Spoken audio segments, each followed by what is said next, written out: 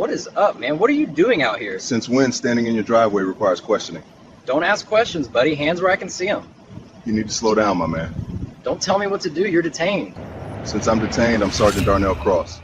For nearly 2 decades, Sergeant Darnell Cross served as the backbone of his department, the steady presence rookies relied on, the mentor captains trusted, and the officer who never hesitated to walk toward danger when others stepped back. He built a career on restraint, precision, and an unshakable sense of justice. But on a blistering Las Vegas afternoon, none of that mattered to the rookie who spotted him standing in his own driveway. What that rookie saw wasn't a veteran officer. What he thought he saw was a suspicious black man leaning on a nice SUV. The security camera above the garage captured what happened next. Every command shouted, every accusation, every unlawful touch. By the time the handcuffs clicked, the rookie believed he had made the biggest arrest of his life. He was wrong. Within the hour, the entire precinct would witness a career implode in real time, and 6 months later, a courtroom would decide his fate, 20 years behind bars. Before we continue, where are you watching from? Drop it in the comments, and if you're new here, hit that like and subscribe button, because accountability only works when it's recorded. Sergeant Darnell Cross was 43 years old. He had spent 19 years as a police officer. For the last 7 of those years, he had held the rank of sergeant. He was not the kind of sergeant who yelled or used force unnecessarily. He was the kind who showed up early, stayed late, and mentored rookies into becoming better officers than he had been. He taught de-escalation courses at the academy. He had trained over 200 officers in techniques for managing tense situations without violence. His internal affairs file contained 0 complaints. Instead, it contained commendations, letters from citizens, thank you notes from officers he had guided. He was the kind of leader captains requested by name. He was the kind of mentor rookies asked for when they had problems. His reputation extended beyond the precinct. Community leaders knew him. Neighborhood associations asked him to speak. He had built a career on the principle that authority without restraint was tyranny. Power without responsibility was corruption, and the badge meant nothing if it wasn't used to protect everyone equally. On a Thursday afternoon in July, Darnell was standing in the driveway of his apartment complex. The heat was brutal, 111 degrees, the kind of Las Vegas summer where the pavement shimmers and breathing feels like inhaling from an oven. He was waiting for his wife to come downstairs. They had plans for dinner. Nothing extraordinary, just a normal afternoon before a normal evening. He was wearing casual clothes, jeans, a polo shirt. No badge, no gun visible. Just a man in his own driveway, leaning against his own vehicle, waiting. The apartment complex was upscale, 7 stories, glass exterior, premium parking spaces. The neighborhood was quiet. The landscaping was immaculate. This was the kind of place where people expected safety, where people expected authority to work in their favor. Officer Marcus Webb was 23 years old. He had been on the force for 14 months. He was the kind of rookie who believed the badge granted him authority before it granted him responsibility. He was the kind of officer who escalated before he assessed. He was the kind of man who saw a black man in an upscale neighborhood and believed something was wrong. Webb's patrol car jumped the curb. The tires gripped asphalt. He parked diagonally across the sidewalk, blocking Darnell's SUV from behind. The position was aggressive. The intention was control. He stepped out with adrenaline flooding his system. His hand hovered near his taser. His chest was puffed. His posture communicated dominance before he had spoken a single word. "What are you doing out here?" Webb's voice was sharp, not curious, accusatory. "Standing in my driveway," Darnell said. His response was measured, respectful. He had been trained to de-escalate. He knew this was a problem situation. He knew that the wrong words could make it worse. Webb's eyes moved from Darnell's face to the apartment building behind him. He saw the luxury complex. He saw the parking lot. He saw a man who did not fit the neighborhood narrative he had constructed in his mind. "This is a gated community," Webb said. "Not a question, a challenge." "Yes," Darnell said. "I live here." Webb moved closer. His hand remained near his taser. The security camera mounted above the garage entrance captured everything: the angle, the distance, the aggression in Webb's posture. It captured what came next without distortion or ambiguity. "I need your identification," Webb said. "For what reason?" Darnell asked. He was asking the right question, the legal question, the question that should have caused Webb to articulate a basis, a reason, a cause. Webb did not articulate anything. Instead, he issued a command. "Hands where I can see them." Darnell did not argue. He raised his hands. His palms were open. His movements were slow. He was demonstrating compliance. He was showing that he was not a threat. But compliance did not satisfy Webb. Compliance angered him. It suggested defiance. It suggested disrespect. "Turn around," Webb ordered. Darnell turned. The camera captured the movement, the moment where a sergeant complied with a command from a rookie officer who had no legal authority to issue it. "Don't talk," Webb said. Darnell had not been talking, but the command came anyway. It was designed to control, to establish dominance, to ensure that Darnell could not explain who he was. Webb grabbed Darnell's wrist, not to guide him, to control him. His grip was tight. His movement was aggressive. He spun Darnell toward the SUV. The metal was hot from the sun.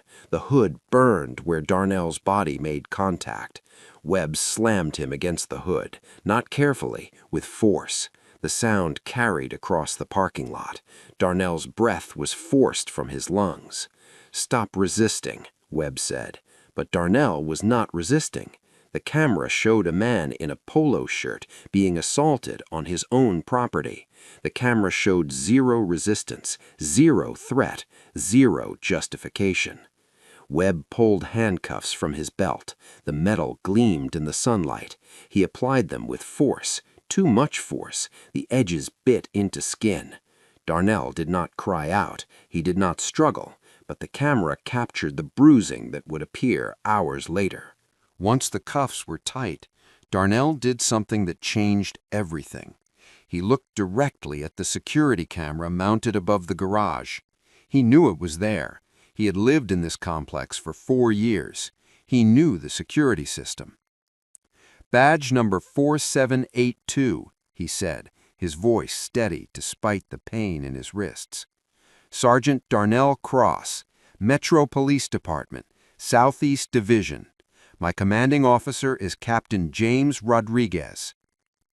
The statement was not a plea. It was not a threat. It was documentation. It was Darnell placing the truth into the record before Webb could construct a false narrative.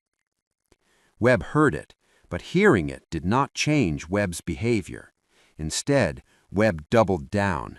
"Stop talking," he said. "You're making this worse." Darnell said nothing more, but the camera had captured his words. The timestamp was embedded in the footage. The evidence was secured. Webb walked Darnell to the patrol car. The walk across the parking lot was observed by neighbors. A woman watering her plants watched. A man washing his car paused. They saw a black man in handcuffs being escorted by a young officer. They saw what Webb intended them to see, an arrest. They did not know they were witnessing a federal crime. Webb had not yet absorbed what Darnell had said, or he had absorbed it and was choosing to ignore it. Either way, he did what rookies do when they're uncertain. He radioed it in. "Dispatch, this is Unit 7, Webb said, his voice carrying across the radio frequency. "I have a suspect in custody, male, possibly armed, resisting arrest." Darnell was not armed. The footage would confirm this. Darnell was not resisting. The footage would confirm this too. But the words were spoken, the lie was broadcast, and somewhere, in a building 3 miles away, Internal Affairs was listening. Not because they were monitoring Webb specifically, but because this particular apartment complex had security cameras hardwired into the IA monitoring system. Years earlier, a different corruption case had led to the installation. The system was designed to protect, to document, to ensure that truth could not be fabricated. Every second of what happened in that driveway was being recorded. Every word Webb spoke was being heard. Every accusation was being preserved. Webb arrived at the precinct with Darnell in the back of the patrol car. The drive took 8 minutes. During those 8 minutes, Webb had convinced himself that he had made a legitimate arrest. The radio chatter had validated him. No supervisor had questioned him. The system had not corrected him. Webb parked in the secure lot. He escorted Darnell from the vehicle. They walked toward the holding area. The precinct was active. Officers moving between stations, detectives reviewing files, support staff managing paperwork. Webb approached the front desk. The desk sergeant, a woman named Martinez with 17 years of experience, looked up. Her expression did not change, but it did change, subtly, almost imperceptibly.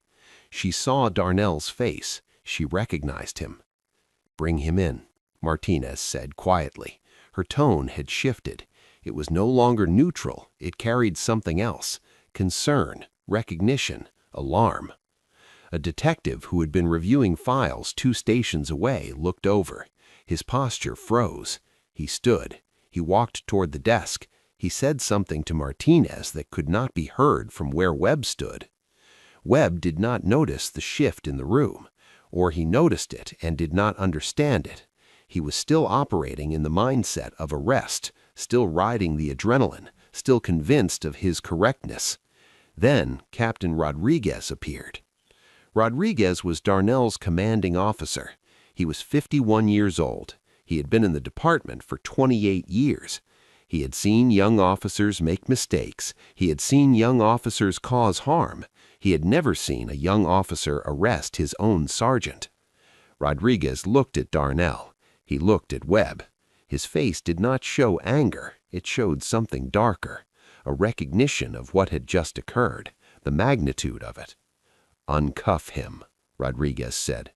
"Captain, Webb began. "Uncuff him, now." Rodriguez watched as Webb fumbled with the keys. The handcuffs came free. Darnell rubbed his wrists. The marks from the metal edges were visible. "You're suspended," Webb said to Rodriguez, "effective immediately. Do not speak to anyone. Do not touch any evidence. Do not file any reports. Do you understand?" Webb nodded. The room had gone silent. Officers had stopped moving. The entire precinct was watching a career implode in real time. The internal affairs investigation did not take long. The footage was already in their hands. They had watched the entire incident unfold. They had heard every word. They had seen every contact. They had documented every violation. The reviewing officer was Sergeant Lisa Chen. She had been an IA for 6 years. She had sustained complaints against 17 officers. She did not play politics. She did not protect the blue line. She pursued truth. She compiled the findings without repetition. Unlawful stop with 0 articulable suspicion. Unlawful detention without cause. Assault while in restraints. False statements in radio communications. Tampering with evidence. Webb had attempted to edit his initial report, then abandoned the effort. 6 charges, each one documented, each one supported by footage. The prosecution's office reviewed the evidence and decided to file federal charges, not state charges, federal charges. Civil rights violations, kidnapping under the color of law. These were serious felonies with mandatory minimum sentences. Webb was arrested at his home. He was processed. He was assigned counsel. He was informed of his rights. The irony of a police officer being read his rights by other police officers seemed lost on him. Or perhaps it was not. Perhaps in that moment the reality was beginning to dawn. The trial lasted 3 weeks. The prosecution's case was simple because the evidence was overwhelming.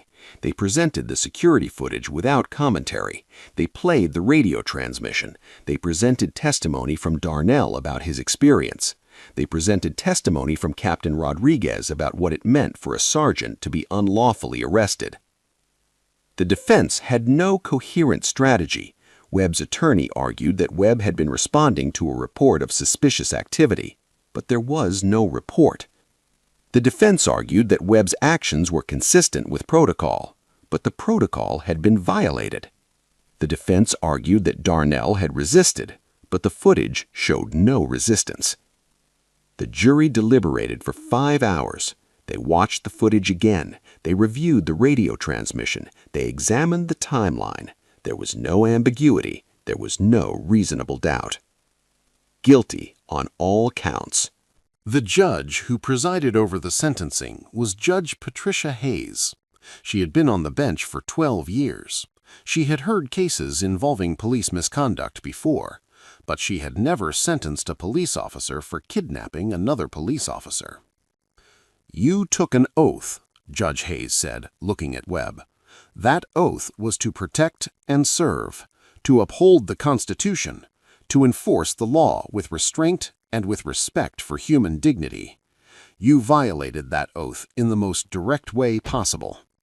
You kidnapped a man who spent his career teaching other officers how to do the job correctly. You assaulted him, you lied about him, and you did it all on camera, as though the truth did not matter. 20 years, federal prison, no parole eligibility for 10. Webb's family in the gallery collapsed. His mother wept. His attorney requested an appeal. It would be denied. Darnell returned to duty 3 weeks after the verdict. He did not make a public statement. He did not seek interviews. He simply returned to work. He returned to mentoring rookies. He returned to teaching de-escalation.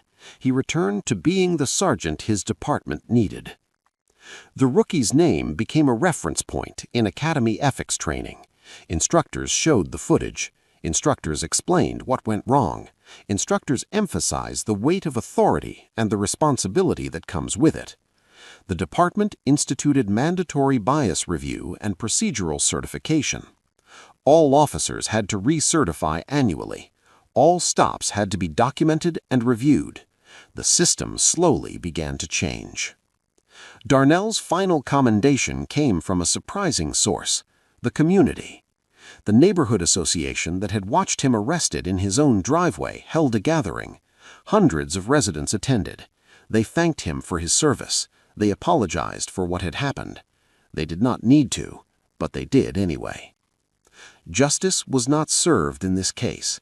Justice was defended by the very man the system tried to break. Where are you watching from? Drop your location in the comments. And if this story showed you something you didn't know before, hit subscribe, because these stories only have power when people actually see them.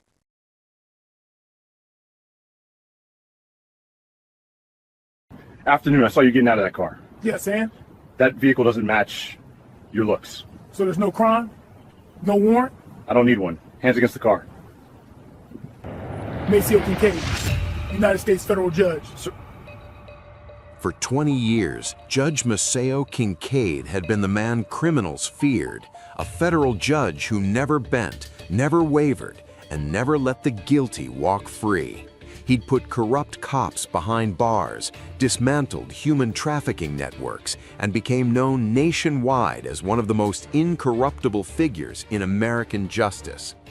But none of that mattered on the peaceful Saturday morning when his home security camera recorded a patrol officer marching up his driveway, accusing him and his wife of breaking into their own home.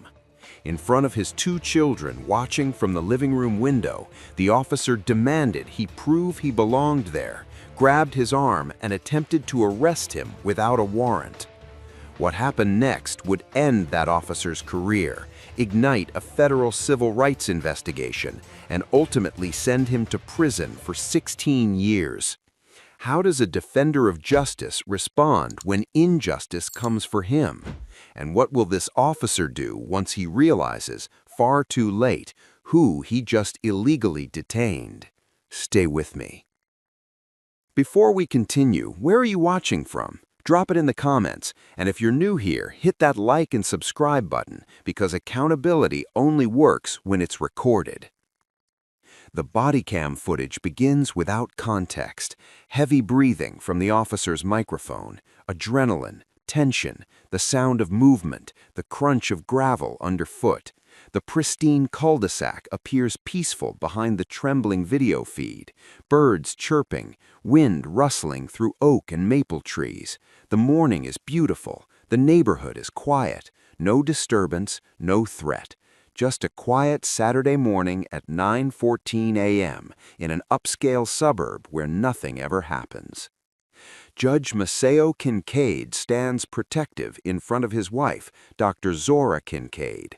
They are both in casual attire, gray hoodies, comfortable pants.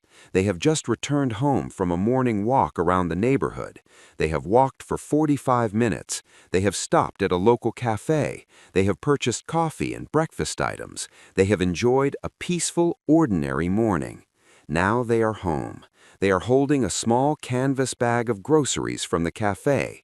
They are calm. Their posture is non-threatening. Their body language communicates normalcy, routine, the simple act of returning home.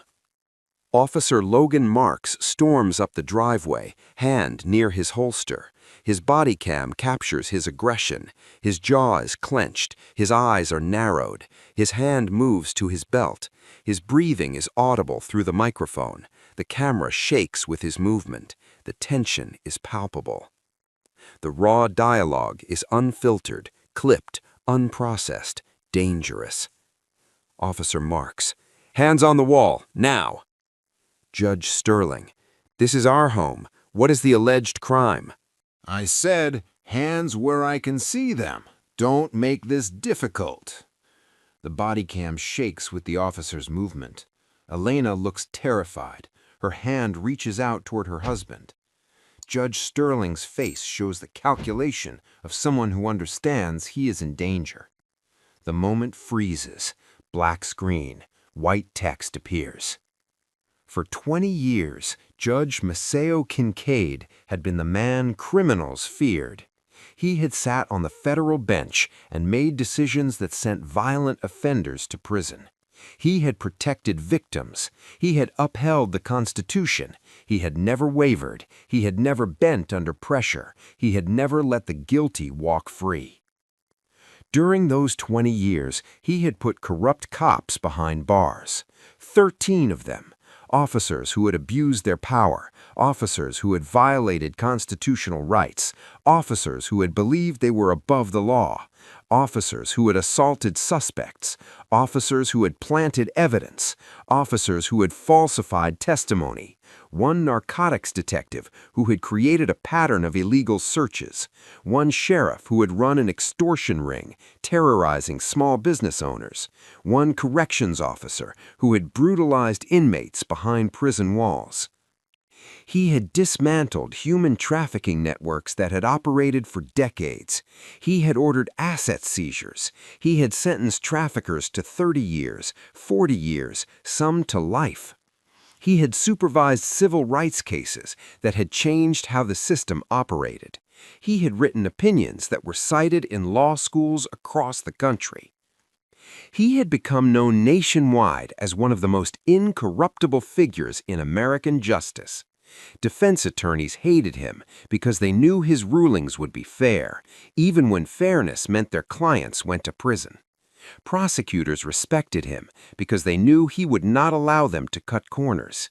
Criminals feared him because they understood his name meant accountability. The public knew his name. He was Judge Maceo Kincaid. He was the judge who never bent. But none of that mattered on the peaceful Saturday morning when his home security camera recorded a patrol officer marching up his driveway, accusing him and his wife of breaking into their own home. None of that protection mattered when he was standing in front of his house, keys in hand, facing someone with a badge and a gun who had decided, without evidence, without investigation, without any legal justification, that he did not belong. In front of his 2 children watching from the living room window, Maceo Jr., age 12, and Zora Jr., age 9, the officer demanded he prove he belonged there. He grabbed his arm. He twisted it. He attempted to arrest him without a warrant. He accused him of a crime that had never happened. What happened next would end that officer's career. What happened next would ignite a federal civil rights investigation. What happened next would send him to prison for 16 years. What happened next would expose a system that had protected him for 11 years despite multiple complaints. How does a defender of justice respond when injustice comes for him? And what will this officer do once he realizes, far too late, who he just illegally detained? Stay with me. Before we continue, where are you watching from? Drop it in the comments. And if you're new here, hit that like and subscribe button, because accountability only works when it's recorded. Judge David Sterling was born in 1972 in Baltimore, Maryland. His childhood had been defined by service and integrity. His mother, Margaret Sterling, had been a police dispatcher for 28 years. She had worked in the communications center of the Baltimore Police Department. She had answered emergency calls. She had heard crisis in real time. She had heard people at their most vulnerable. She had listened to robbery victims. She had listened to accident survivors. She had listened to families reporting missing children. In that work, she had understood how systems operated. She had understood the gaps in the system. She had understood how emergency response worked and how it sometimes failed. She had understood the difference between protocols and people. She had understood that the system was only as good as the people operating it. His father, Robert Sterling, had been a postal worker for 32 years. He had walked the same route in Baltimore for nearly 3 decades. He had known every neighborhood. He had known which streets were dangerous, which streets were safe. He had known the people on his route by name.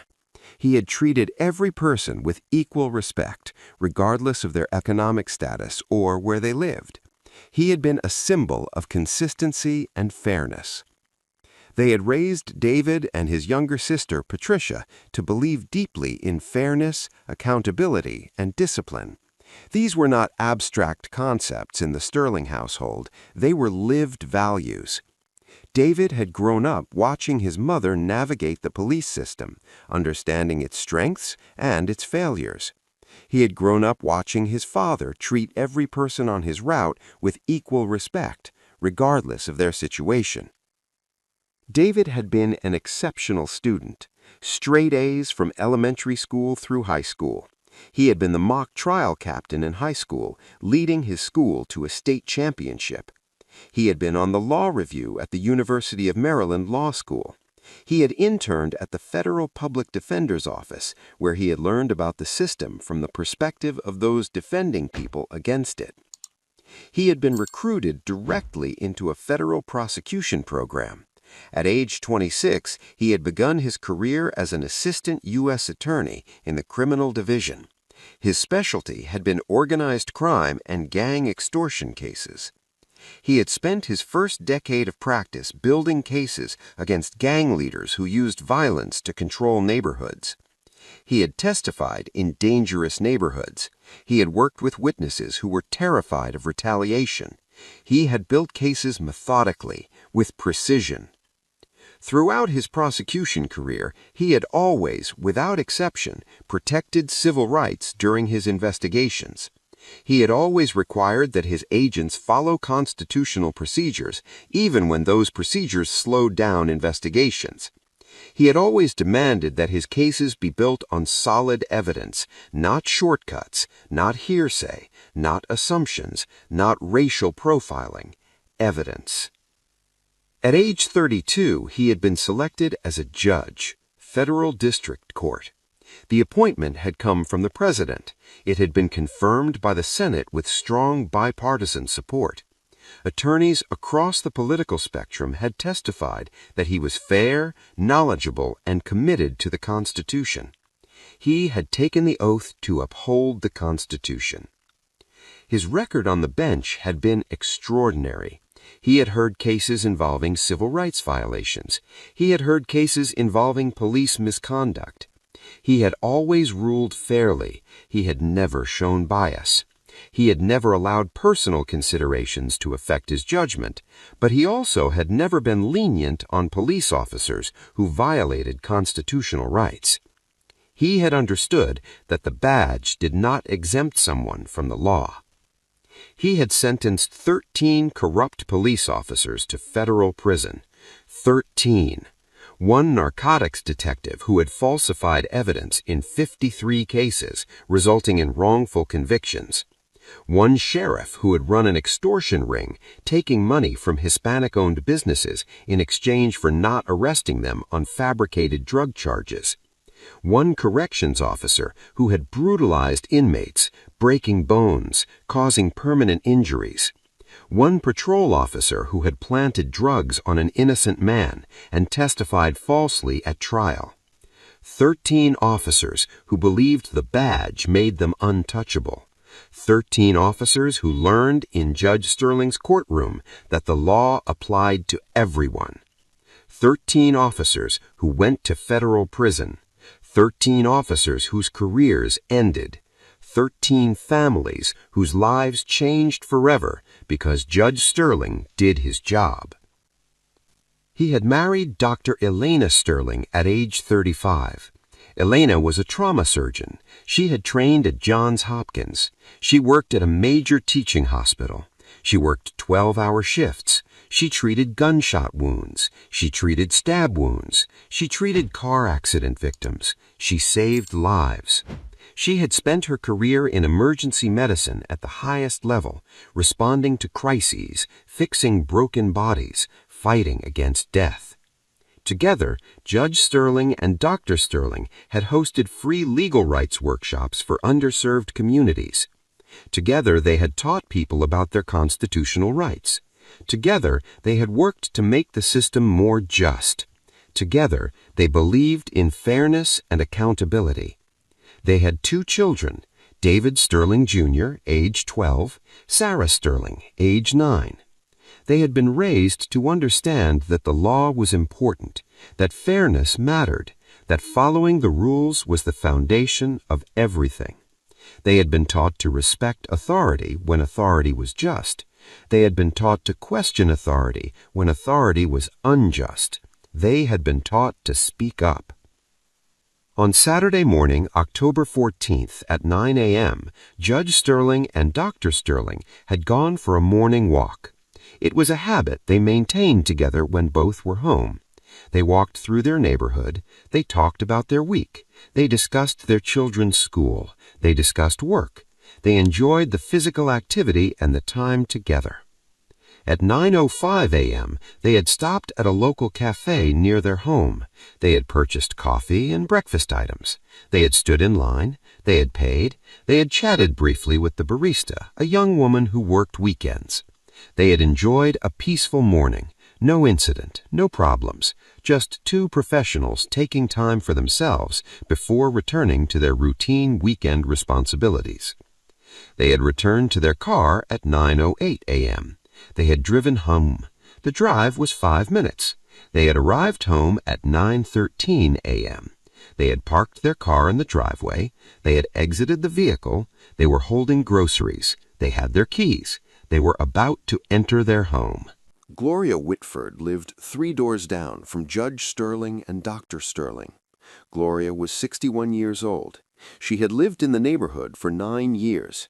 She was retired from her position as a human resources director.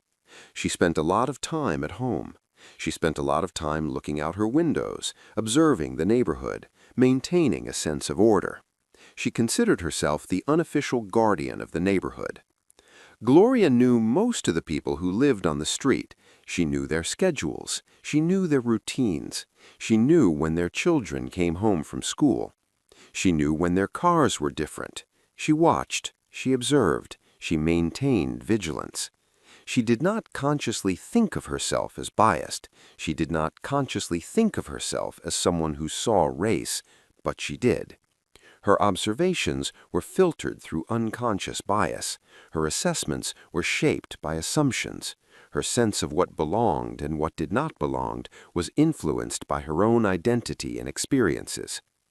At 9:08 a.m., Gloria had been looking out her window. She had seen Judge Sterling and Dr. Sterling walking up the street. They were in hoodies.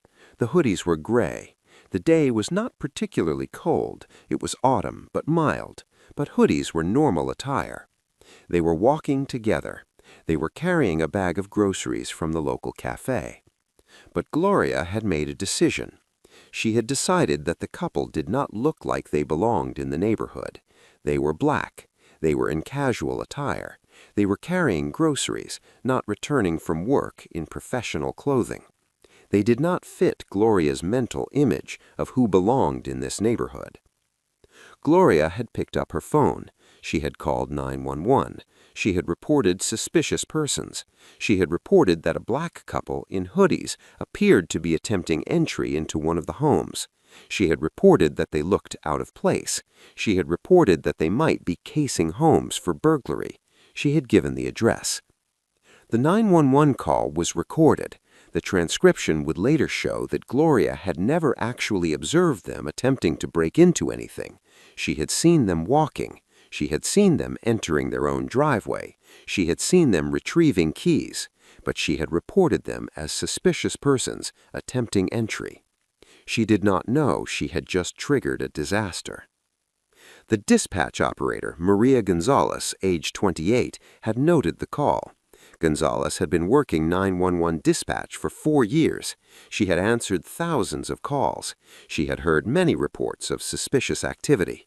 Some were legitimate. Some were based on bias. She had no way to know which was which. Gonzalez had typed the report into the system. Possible suspicious activity. Possible attempted burglary. The address was provided. The description was provided. Black couple, hoodies, carrying bags, possibly attempting entry. The dispatch operator had sent the call out as a low-priority report. It was not an emergency. No one was being hurt. No weapon had been seen. Just a report of possible suspicious activity. The dispatch system assigned it to a patrol officer who was in the area. Officer Logan Marks, age 34, had received the call at 9:10 a.m. Officer Marks had been on patrol in the area. He had been conducting a routine patrol, no emergency calls, no high-priority incidents. He had been driving, watching the streets, waiting for something to happen. He had received the dispatch call, possible suspicious persons, possibly attempting entry, hoodies, black couple, area of address. Officer Marks had replied, "On my way, I'll handle it." His tone had been eager, too eager, the kind of eagerness that suggested he was looking for an encounter, the kind of eagerness that suggested he was hoping for something to happen, something that would break up the monotony of routine patrol, something that would give him a chance to exercise authority. Officer Marks had been on the police force for 11 years. During those 11 years, he had accumulated a substantial complaint record: 7 excessive force complaints, 3 racial profiling accusations, reports from residents, from community organizations, documenting a pattern of stops that targeted black individuals, 1 sustained incident of unlawful stop, where internal affairs had concluded that he had stopped someone without legal justification. 1 sustained finding. That meant that despite multiple complaints, internal affairs had only formally sustained 1 incident. 1.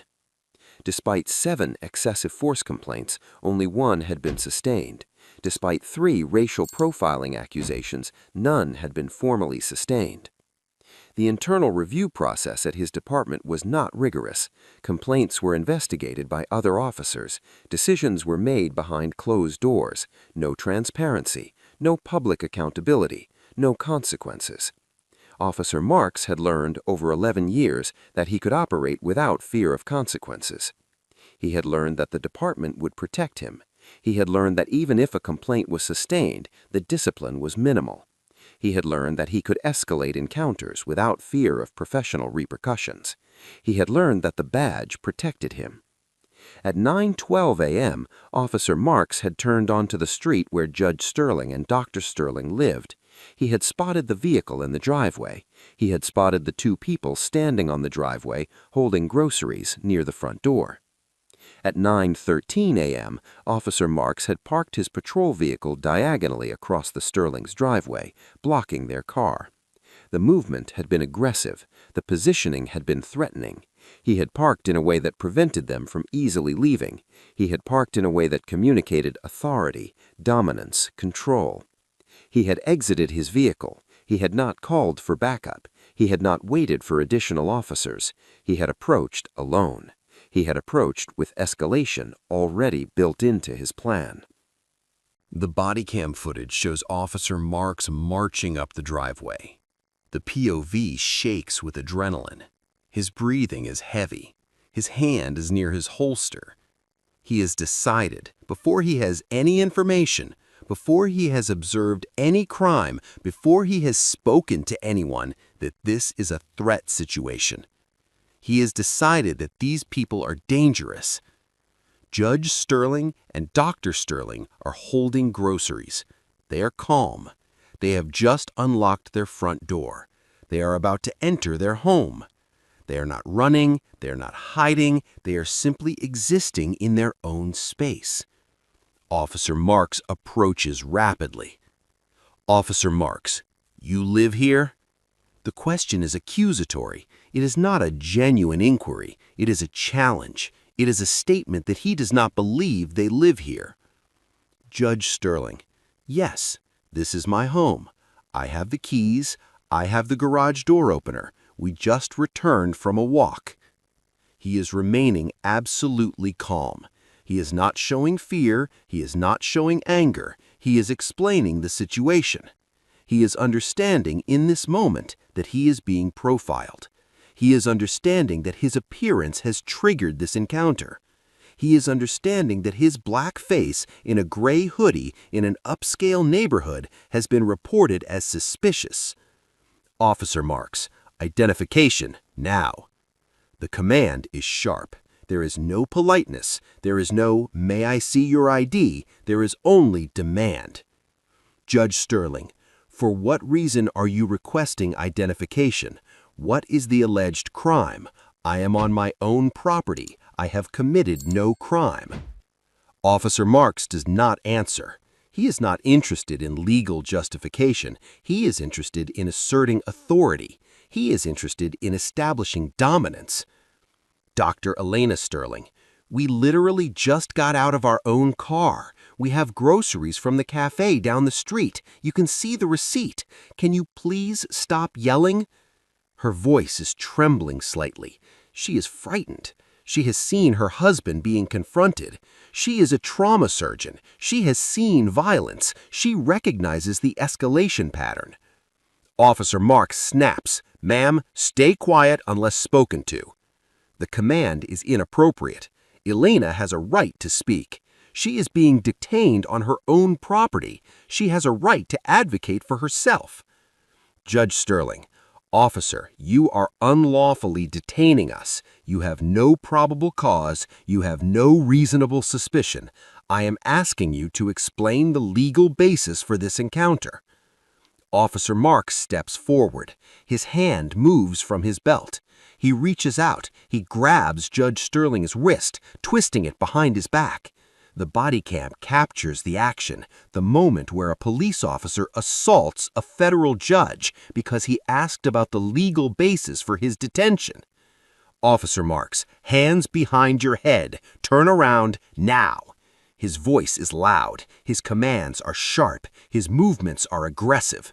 Dr. Elena screams. Her voice is terrified. She drops the bag of groceries. The bag breaks. Coffee spills. Breakfast items scatter across the driveway. She is watching her husband being assaulted. Judge Sterling's voice remains steady.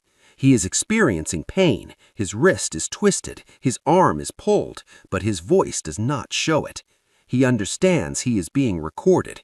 He understands this moment will have consequences. He speaks to the camera. For the record, I am being detained without probable cause, without a warrant, on my property by Officer Logan Marks, badge number. This encounter is being recorded. Officer Marks slams Judge Sterling onto the hood of his own car. The metal hood dents slightly under the impact. Judge Sterling's face is pressed against the hood. His breath is forced out of him. His body is in pain. The home security camera captures everything from a different angle. The camera positioned above the front door captures the assault. The front window of the home frames the scene. Inside the home, David Jr. and Sarah watch from the living room window.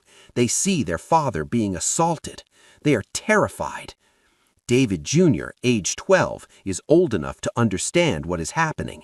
He is old enough to recognize that his father is being attacked without cause. He is old enough to feel the injustice of it. He is old enough to be traumatized by it. Sarah, age 9, does not fully understand. She only understands that her father is being hurt. She only understands that a man with a gun is hurting her father. She only understands fear. Dr. Elena fights through her fear. She is a trauma surgeon. She has been trained to remain calm under crisis. She has treated victims of violence. She understands what is happening. She understands that she needs to help her husband. Check his jacket pocket. Please, check his jacket pocket. He's a federal judge. She is communicating the only information that might matter to this officer. Not that he is a good person, not that he has committed no crime, but that he has institutional authority, that he has a badge of his own. Officer Marks pauses, annoyed. He wants to continue, but he reaches into Judge Sterling's breast pocket anyway. His hand emerges with a federal judicial ID. The gold seal is visible from the Bodycam footage. The photograph is visible. Federal Judge David Sterling, United States District Court. Silence. Officer Marks's hands begin trembling. The Bodycam captures it. His body language shifts. His breathing spikes. His face goes pale. Oh, shit. He releases Judge Sterling. He steps back. He understands in that moment what he has done. He has assaulted a federal judge. He has committed a federal crime. He has done it on camera. He has done it at the judge's home. He has done it in front of the judge's children. Judge Sterling straightens up. His wrist is red. His face is flushed from being pressed against the car hood, but his voice remains steady. He is documenting this. This was an unlawful stop. This was an unlawful detention. This was an assault. Officer Marks provides his information. He provides his badge number, his department, his shift supervisor. Ma'am, you need to gather your things. This place isn't for loitering. I'm not loitering. Mind your business. Well, no, you don't really look like you belong here. Are you detaining me for how I look? Stand up before I make this a problem. Special Agent Maya Vance. For years, Special Agent Maya Vance was one of the FBI's sharpest field operatives, an elite investigator trusted with high-stakes operations and undercover missions that most agents never touch. She dismantled cyber fraud rings, tracked violent fugitives, and built a reputation for precision, discipline, and unwavering courage. But none of that mattered on the afternoon her coffee shop surveillance footage went viral. Dressed down in an oversized hoodie for an undercover meet, she looked, at least to one manager, like someone who didn't belong in the upscale cafe. Minutes later, a local patrol officer stormed inside, grabbed her arm, mocked her appearance, and ordered her to leave. He thought he was dealing with a loiterer. He had no idea she was one of the FBI's most respected agents, until she raised her badge. What happens when a decorated federal hero is treated like a criminal for simply existing? And how does a simple cup of coffee end a police career? Stay with me. Before we continue, where are you watching from? Drop it in the comments. And if you're new here, hit that like and subscribe button, because accountability only works when it's recorded. Special Agent Maya Vance was born in 1986 in Atlanta, Georgia. Her childhood had been stable and structured. Her mother, Dr. Patricia Vance, was a physician. Her father, James Vance, was a lawyer. They had raised Maya and her younger brother in a household where excellence was expected and justice was discussed at the dinner table. Maya had understood from an early age that career should serve a higher purpose. She had watched her mother heal people. She had watched her father defend people in court. She had understood that her own career should also serve justice. She had graduated from Emory University in 2008 with degrees in criminal justice and forensic accounting. She had worked for 3 years as a forensic accountant for a private firm, tracking money laundering and financial fraud. Then she applied to the FBI. She had been recruited straight into the FBI's Undercover Operations Division. For 14 years, she had served as a field agent. She had worked undercover in cyber fraud investigations. She had infiltrated sophisticated criminal organizations. She had worked with confidential informants to dismantle illegal networks. She had built a reputation as someone who could move seamlessly between worlds, someone who could establish trust with criminals, someone who could gather evidence without being detected. Her conviction record was exceptional. 123 criminals prosecuted successfully based on evidence she had gathered. Her undercover work had resulted in the recovery of over $48 million in stolen assets. She had received 3 commendations from the FBI director. She had testified before Congress about financial fraud and money laundering. She was respected within the Bureau. She was known for her discipline. She was known for her restraint. She was known for her ability to maintain composure under pressure. She was, by every measure, one of the FBI's most trusted and valued agents. At 2:14 p.m. on a Tuesday afternoon in October, Maya Vance entered The Daily Grind, an upscale coffee shop in Brookridge, an affluent suburb northwest of the city. She was wearing an oversized gray hoodie, worn blue jeans, and white sneakers with scuffs. Her hair was pulled back in a simple ponytail. She wore no makeup. She was intentionally dressed down.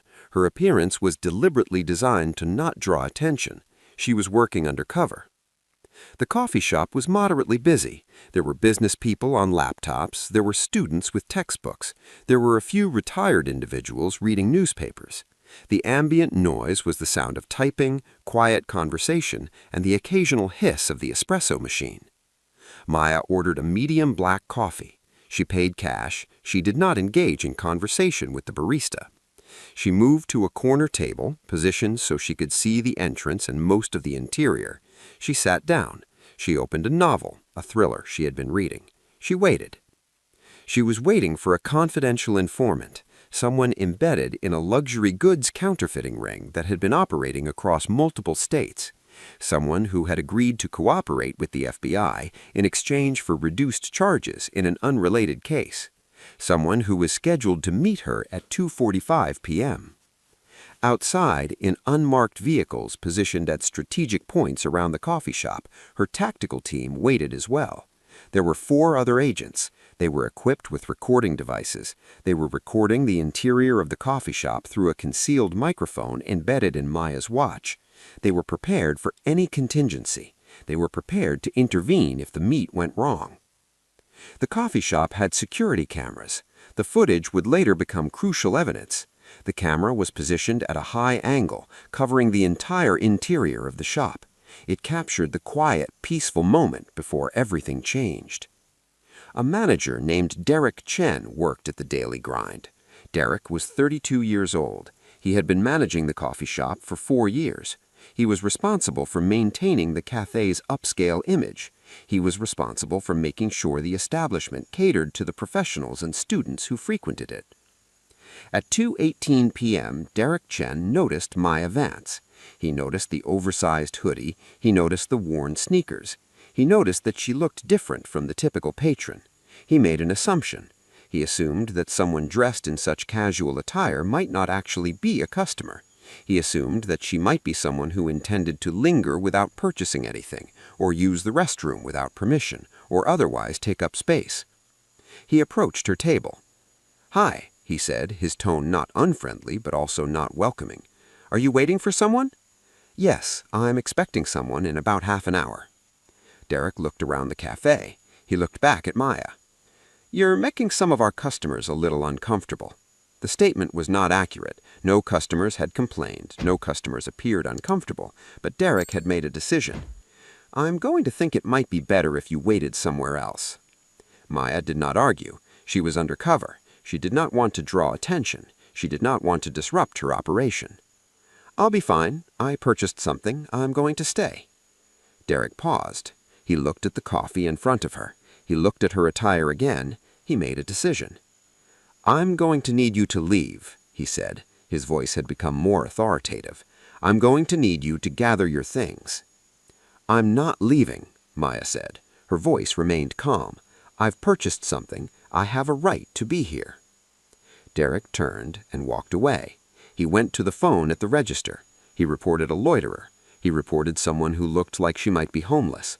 He reported that she was making customers uncomfortable, even though no customers had complained. He gave the address. He said an officer should come remove her. Officer Ryan Kessler received the call at 2:27 p.m. He was 40 years old. He had been on the police force for 16 years.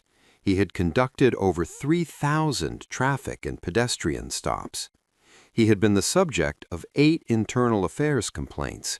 None of them had resulted in discipline. Officer Kessler had a reputation in the department. He was known as aggressive. He was known for escalating encounters. He was known for not backing down. He was also known, among those who kept track of such things, for disproportionately stopping and detaining black individuals. Officer Kessler responded to the call. He did not treat it as urgent. He did not activate his lights. He simply drove to the coffee shop. He arrived at 2:34 p.m. He exited his vehicle. He was in uniform. His hand rested naturally on his belt. His Bodycam was mounted on his chest. He activated it as he entered the shop. The Bodycam captured everything from his perspective, an intrusive, close-up view of the interior, the sounds of the cafe, the movement of patrons, and then the moment his gaze settled on Maya Vance. Officer Kessler approached her directly. He did not introduce himself. He did not explain why he was there. He simply approached with the authority of someone who believed he did not need to justify his presence. "Ma'am, you need to gather your things and leave," Officer Kessler said. His voice was authoritative and dismissive. "The manager doesn't want you hanging around." Maya looked up from her book. She remained calm. She understood that she was undercover. She understood that drawing attention was dangerous. She understood that compliance in this moment might be the safest course. "I've purchased something," Maya said, gesturing to her coffee. "I'm waiting for someone." "Not buying it," Officer Kessler said. He stepped closer. "People like you don't usually come in here to wait." The words hung there. People like you. The phrase contained everything, everything about her appearance, everything about his assumption, everything about the bias embedded in the statement. "People like me?" Maya asked. Her voice remained even. She was not going to let the statement pass without being challenged. "Let's not start this," Officer Kessler said. His voice had dropped slightly, but it was more menacing because of that. "Just stand up before this becomes something else." Several customers had begun watching. Some looked uncomfortable. Some seemed to sense that something wrong was happening. A woman at a nearby table whispered to her companion. A man with a laptop adjusted his screen, angling it so he could look at Maya and the officer without being obvious. Officer Kessler did not lower his voice. He was performing now. He was establishing dominance. He was demonstrating that he was in control. "I'm going to need you to stand up," Officer Kessler said. His hand had shifted. It was no longer resting on his belt. It was positioned as if he might grab someone. "I'm not breaking any laws," Maya said. She was still sitting. She was still calm. "I purchased a beverage. I'm waiting for someone. I have a right to be here." Officer Kessler stepped closer. He reached down. He grabbed Maya's upper arm, not gently, with force. The Bodycam captured the action, the moment where his hand closed around her arm. "Stand up," Officer Kessler said. It was not a request. Maya stood. She did not resist. She did not pull away. But she also did not comply out of fear. She stood because she understood that the situation was escalating, and she needed to remain in control. As she stood, her coffee spilled. It spilled across the table. It dripped onto the floor. The moment captured perfectly on the security camera. The moment where an officer had escalated an encounter with someone who committed no crime. "You're being difficult," Officer Kessler said. His hand remained on her arm. The Bodycam captured his face. His expression was stern. His jaw was clenched. "I'm being calm," Maya said. Her voice was absolutely steady. "I'm not resisting. I'm not threatening. I'm asking you to release me." "You need to apologize to the manager," Officer Kessler said. "You need to leave this establishment." "I'm not apologizing," Maya said. "I haven't done anything wrong." The tactical team stationed outside was monitoring this through the concealed microphone in her watch. They were hearing every word. They were monitoring the situation. They were prepared to intervene if necessary.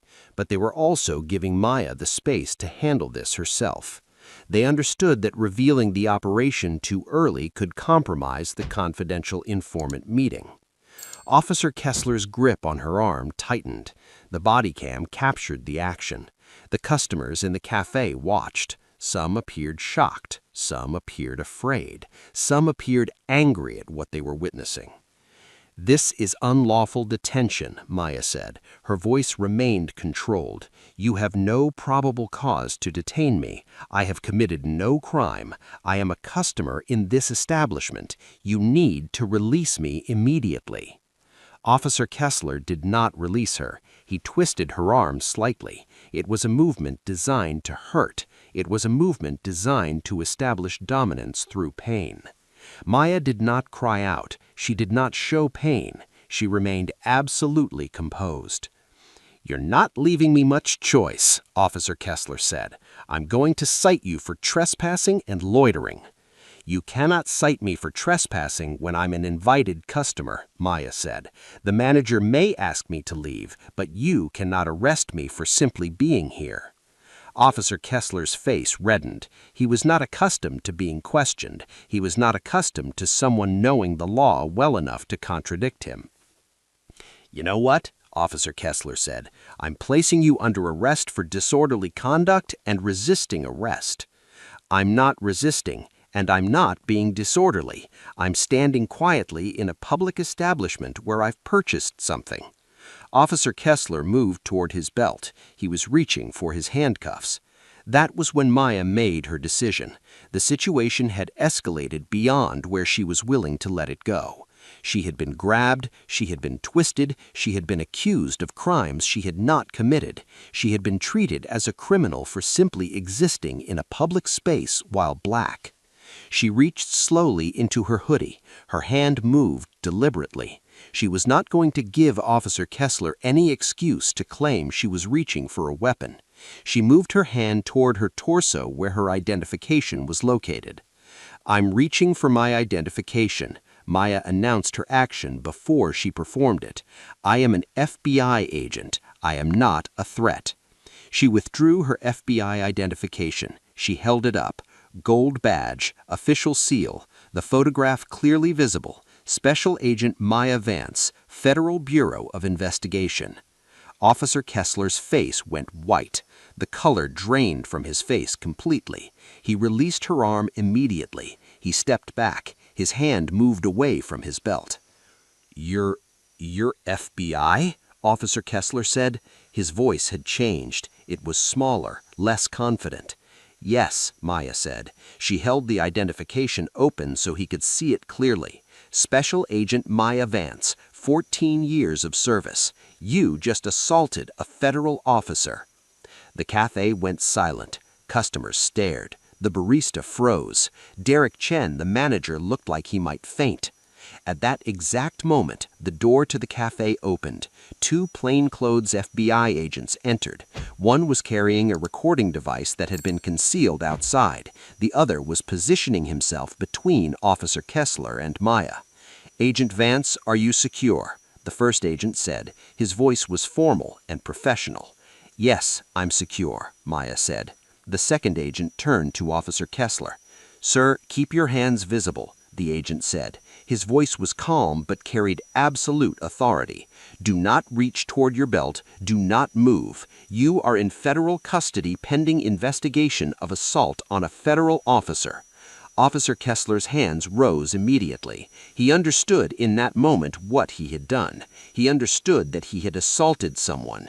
He understood that she was not a loiterer or a vagrant. He understood that the woman he had grabbed, twisted, and accused of crimes she had not committed was a federal law enforcement officer. Derek Chen, the manager, tried to explain. "I didn't know," Derek said. "I just thought she looked suspicious. I didn't know she was—" "We have it all on recording. The security camera, the body cam, everything." The footage went viral within hours. Derek Chen's report to police had been documented. The body cam footage had been captured. The cafe's security footage existed. Someone leaked the body cam footage to the internet. Within 48 hours, the video had been viewed over 20 million times. The comment sections were filled with outrage. People were angry. People understood what they had witnessed. They had witnessed racial profiling. They had witnessed an officer assaulting someone based on appearance.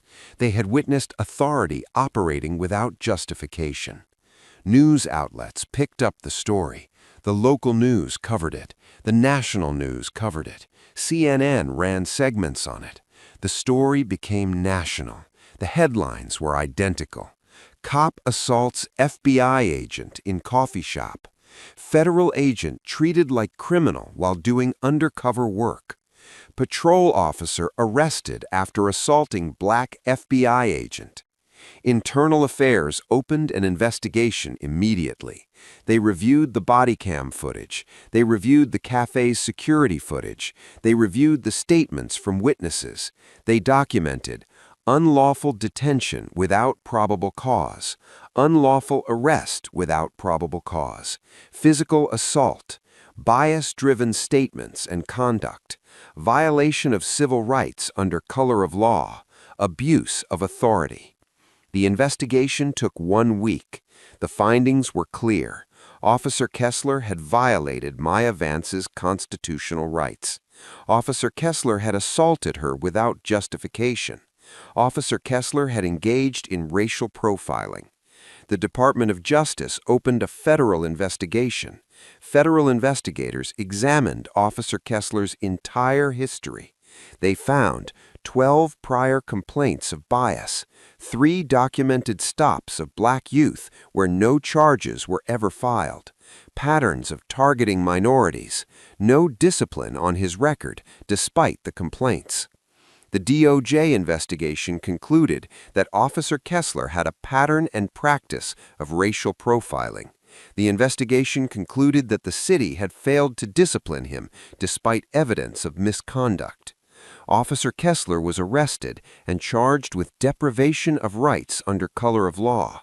The charge carried potential federal prison time. He was also charged with assault by a police officer, which was a state crime. Maya Vance filed a civil rights lawsuit. The case was titled Vance v. City of Brookridge. The lawsuit claimed civil assault, battery, racial profiling, interference with federal duties, infliction of emotional distress, violation of Fourth Amendment rights, violation of 14th Amendment rights. The city's legal team understood immediately that they had no defense. The footage existed. The evidence was clear. The body cam showed everything. They began settlement negotiations within 2 weeks. The city of Brookridge settled the lawsuit. They paid Special Agent Maya Vance $1.2 million in damages, $800,000 in compensatory damages for emotional harm and constitutional violations, $400,000 in punitive damages to send a message that this conduct would not be tolerated. Officer Ryan Kessler was fired. His badge was revoked. His certification was submitted to the State Police Decertification Board. He was added to the Brady List, a national registry of officers who had credibility problems or engaged in misconduct. Once on the Brady List, no law enforcement agency in the country would hire him. He was convicted in federal court of deprivation of rights under color of law. He was sentenced to 18 months in federal prison. He was convicted in state court of assault. He was sentenced to an additional 9 months. His sentences ran consecutively. He would serve 27 months in federal prison. His pension was forfeited. He exited federal prison with no retirement benefits, no health insurance, no law enforcement career, and a federal felony conviction on his record. The coffee shop, The Daily Grind, was required to implement anti-bias training for all staff. The training focused on recognizing implicit bias and treating all customers with equal respect, regardless of appearance. The cafe posted a notice in the corner where Maya had been sitting, a notice that apologized for the incident and committed to equal treatment of all customers. Special Agent Maya Vance returned to duty 2 weeks after the incident. She did not seek media attention. She did not make public statements about her experience. She simply returned to her work. She continued her undercover operations. She continued her investigations. But the incident had changed something. She became a symbol. She became proof that racial profiling happened to everyone, including federal agents. She became proof that the system could be held accountable when the evidence was clear and undeniable. In an interview conducted months after the incident, Maya spoke about her experience. "I've spent my entire adult life enforcing the law," she said. "I've worked undercover. I've infiltrated criminal organizations. I've gathered evidence against people who were willing to kill to protect their operations. I've done this because I believe in justice. I believe in the rule of law. I believe that everyone deserves to be treated fairly." But on that afternoon, I was treated like a criminal because of how I looked. I was grabbed, I was twisted, I was accused of crimes I didn't commit, and the only reason it stopped was because I could prove I was someone in authority. What about everyone else? What about the people who don't have a badge to show? What about the people who are treated this way every day and have no way to prove that they don't belong in the back of a patrol car? Fear doesn't change anything. Accountability changes things. Evidence changes things. When we see what bias looks like, when we see it documented, when we see it punished, then maybe we start to build a system that actually works fairly for everyone. The documentary closes with footage of the coffee shop, the corner where Maya had been sitting, the spot where she had been grabbed, the place where a simple cup of coffee had become evidence of a larger pattern. The narrator closes the story with a final thought. Special Agent Maya Vance returned to duty 2 weeks after the incident. She continued her undercover work. She continued protecting the nation from financial crime. Officer Ryan Kessler is currently serving his 27-month federal sentence. He will never work in law enforcement again.